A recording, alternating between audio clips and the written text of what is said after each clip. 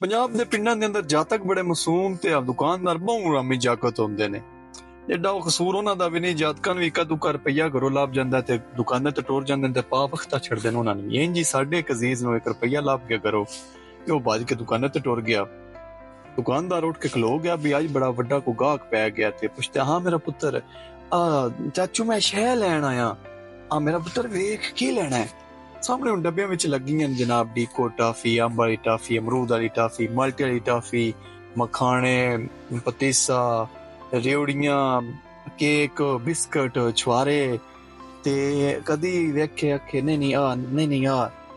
ਥੋੜੀ ਦੇਰ ਲੱਗੀ ਤੇ ਦੁਕਾਨਦਾਰ ਜਿਹੜਾ ਉਹ ਬਹਿ ਗਿਆ ਬੇਹੋਸ਼। ਬਹਿ ਹੁਣ ਫਦੀ ਗਿਆ ਸੀ, ਪੈ ਵਕਤ ਆ ਗਿਆ। ਆਦਾ ਮੇਰਾ ਪੁੱਤਰ ਜਿਸ ਟਾਈਮ ਸਲਾਹ ਬਣ ਗਈ ਮੈਨੂੰ ਦੱਸ। ਲੱਗਾ ਰਿਹਾ ਕੋਈ ਨਾ। ਜਿਸ ਟਾਈਮ ਉਹਦੇ ਕੋਲ ਫੈਸਲਾ ਆਇਆ ਨਾ, ਸਾਹਮਣੇ ਇੱਕ ਅੰਬਾਂ ਦੀ ਪੇਟੀ ਵੇਖਿਆ। ਆਦਾ ਚਾਚੂ ਮੈਂ ਅੰਬ ਹੀ ਲੈਣਾ।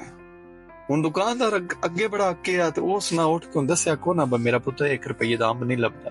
ਆਦਾ ਰੁਪਈਆ ਉਰਾਂ ਕਰ। ਰੁਪਈਆ ਲੈ ਕੇ ਉਹਦੇ ਕੋਲੋਂ ਤੇ ਅੰਬੇ ਉੱਤੇ ਅੰਜ ਉਸ ਉਂਗਲੀ ਮਾਰ ਕੇ ਆਦਾ ਜੇਬ ਕੱਢਿਆ। ਉਹਦੇ ਜਿੱਬੇ ਤੇ ਉਂਗਲੀ ਮਾਰ ਕੇ ਆਦਾ ਮੇਰਾ ਪੁੱਤਰ ਰੁਪਈਏ ਦਾ ਇਤਨੀ ਲੱਭਦਾ, ਚੱਲ ਹੁਣ ਨਿਕਲ ਨਸ ਜਾ।